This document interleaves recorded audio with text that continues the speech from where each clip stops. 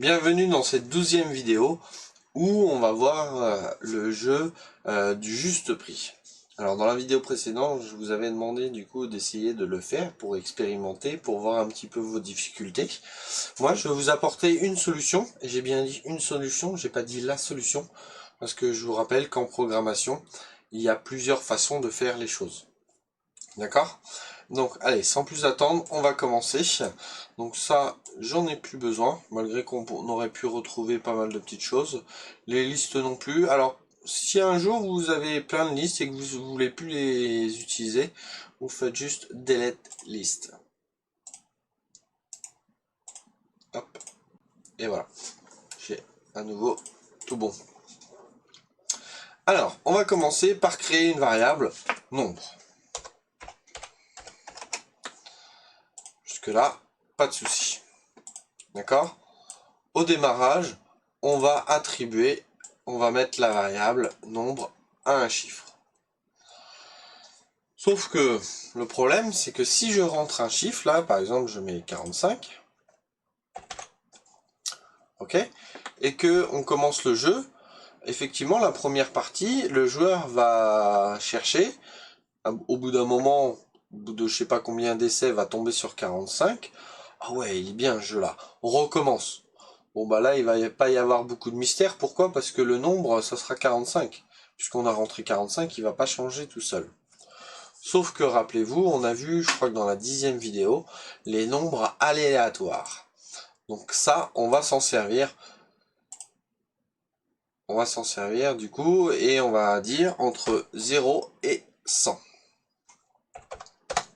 Et ça, on le met là. Donc là, si je clique, vous voyez ici, nombre 47. Je reclique, nombre 59. Je reclique, 93. Voilà. Il va me prendre un nombre entre 0 et 100. Bien sûr, pour le jeu, on décochera cette case-là pour ne pas le voir. Sinon, je pense que ça va être très facile. Ok, mais pour les petits tests, c'est bien de le laisser un petit peu au début. Donc ça, c'est bon.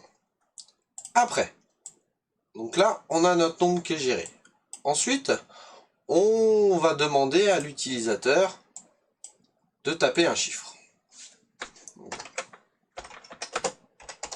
Un chiffre, ou nombre plutôt,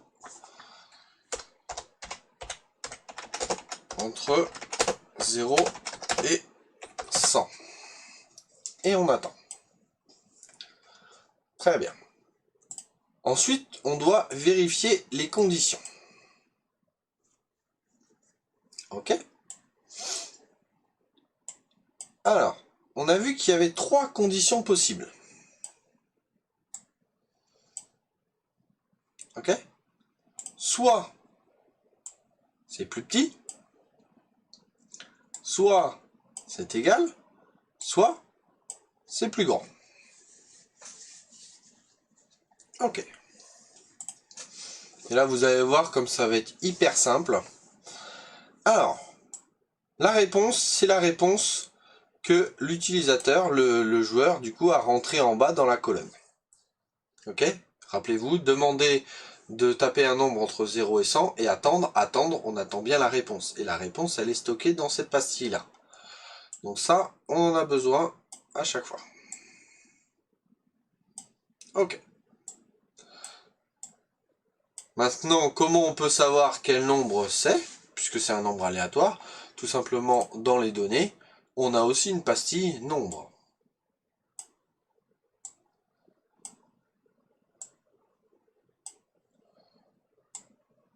Jusque-là, c'est assez simple. Et ça, on va pouvoir le mettre là-dedans. Donc là, déjà, ça commence à prendre forme. Donc là, on commence à réfléchir. Si la réponse que l'utilisateur nous a donnée est plus petit que le nombre. Alors, rappelez-vous, hein, du coup, là, de ce côté-là, c'est le nombre le plus petit, de ce côté-là, le nombre le plus grand. Comment on le sait? Du coup, l'écartement le plus grand, c'est ici, donc le nombre le plus grand, c'est là. L'écartement le plus petit ici, d'accord? C'est le nombre le plus petit. Donc la réponse que l'utilisateur nous a donnée, elle est plus petite que le nombre. Ok? Donc ça veut dire que le nombre qu'il doit trouver est plus grand. Donc dire plus. Ok. Donc par déduction, je pense qu'on peut faire moins. Et là, on peut faire bravo. Vous allez voir qu'on va faire quelque chose d'autre après. Donc là, on peut jouer. On fait des petits tests. Donc là, on est à 32. La réponse est là. Hein. Donc on peut direct taper 32. Et normalement, bravo. Super. Vachement compliqué le jeu. Hein. Là, si je fais 20. Plus. Ah. Et comment je fais du coup, moi, pour retaper? Il manque quelque chose alors. Tout simplement, il manque quelque chose parce qu'il faut à chaque fois répéter la question. Il faut lui dire quelque chose pendant un certain nombre de temps et reposer la question. Ah, donc c'est pas ça. Hop. C'est plutôt ça. Alors je vais tout de suite changer en une seconde. Et je vais dupliquer. Donc là. Bravo. Moins. Plus. Plus. Moins. Bravo.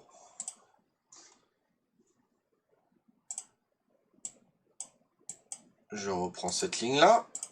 Je duplique 2 fois.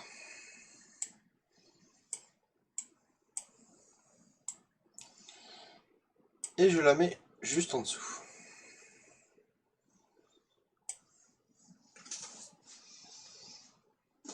D'accord? Donc là, normalement, on va voir ce qui va se passer. Donc, là, je vais pas taper 31, je vais taper 25 par exemple. Plus. D'accord. 30. Plus. D'accord. 35. Moins. Ok. 32. Moins. 31.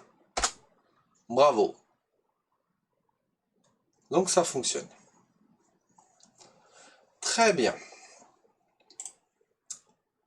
Maintenant, on va complexifier un petit peu les choses, ou c'est pas forcément complexifier, c'est important de savoir dans un jeu qui est le meilleur. Parce que si vous jouez avec un copain, avec, je sais pas, papa, maman, n'importe qui, un ami, ou vraiment n'importe qui, quand on fait du coup une espèce de challenge, c'est bien de savoir, ah ouais, mais moi je l'ai trouvé en moins de temps que toi.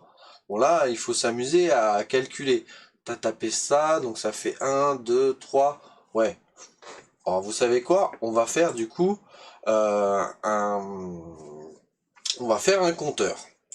Donc on va créer une variable qu'on va faire nombre de coups.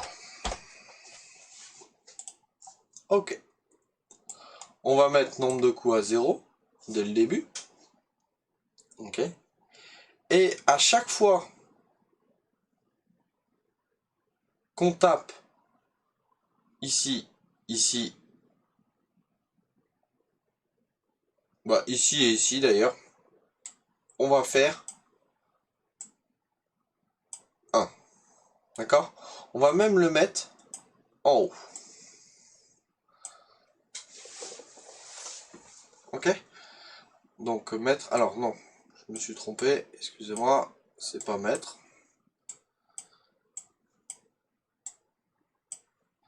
C'est ajouter. Mais je suis sûr que vous l'avez vu. Et que du coup, vous dit, mais qu'est-ce qu'il fait? C'est ajouter, c'est pas mettre.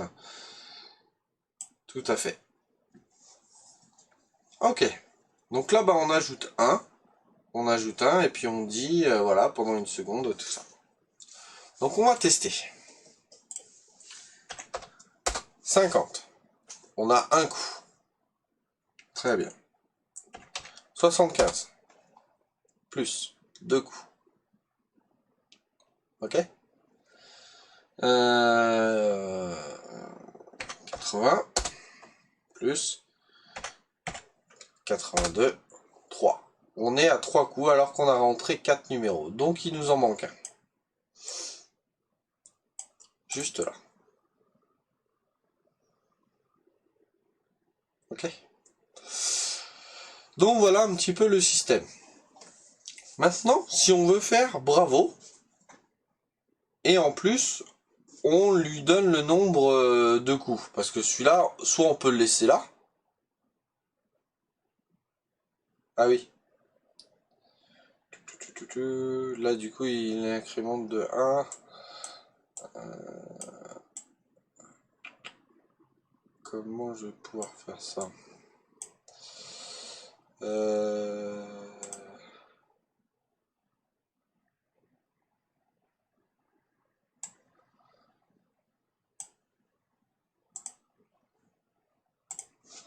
Voilà. On va le mettre là. Ça veut dire que après ça, ça fera déjà un coup. Sauf que le nombre il est à 0. C'est rare de tomber. Donc là, 60. Voilà, on passe directement à 2 coups. Oui. Sauf que vous allez voir que c'est pas très grave, parce que du coup ça va pas arrêter la fin du script. Alors,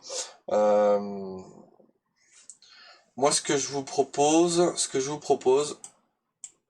hein, je suis déjà tombé sur ce genre de problème. Ce que je vous propose, c'est plutôt de le mettre là. Et là, au lieu de mettre 1 seconde, vous mettez à 1000 secondes. Vous allez me dire, autant? Oui. Parce que là, votre jeu, par exemple, là je le finis direct. Voilà, en un coup. Bravo. Et bien pendant 1000 secondes, il va faire cette instruction-là. Dire bravo pendant 1000 secondes. Et donc, si je mets pas ça, il va faire ça tout le temps. Et c'est pour ça qu'il va rajouter 1 tout le temps, tout le temps, tout le temps. On pense que pendant les 1000 secondes, ça va s'arrêter. Ok? Il y a bien dans les contrôles stop tout. Mais le problème est que si on fait ça, vous allez voir, si je tape 60,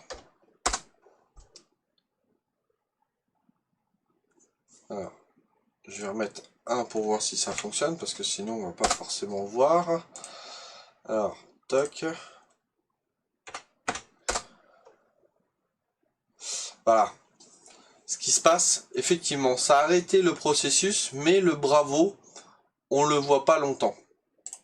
Donc au pire, on peut mettre 3 secondes, et puis après le stop tout. Voilà. Voilà, on va faire un mixte des deux. Soit vous mettez un chiffre qui est très très grand, et dans ces cas-là, de toute façon, l'utilisateur va arrêter à un moment donné son jeu. Soit vous faites un stop tout. Ok? Donc là, bravo. Nous, ce qu'on voudrait, c'est bravo, mais avec le nombre de coups. Donc, rappelez-vous, on va utiliser le regroupement. D'accord? On va concaténer. Et là, on va mettre bravo. Tu as réussi en...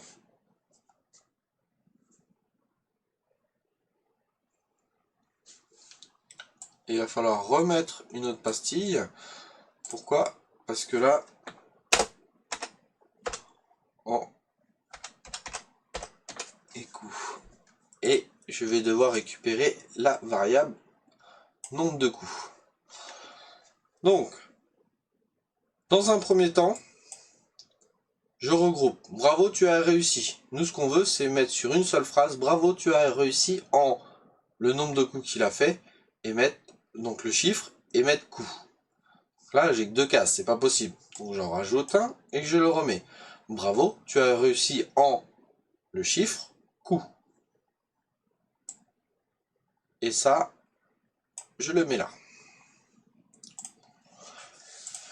Donc, 30 plus 32 plus 34.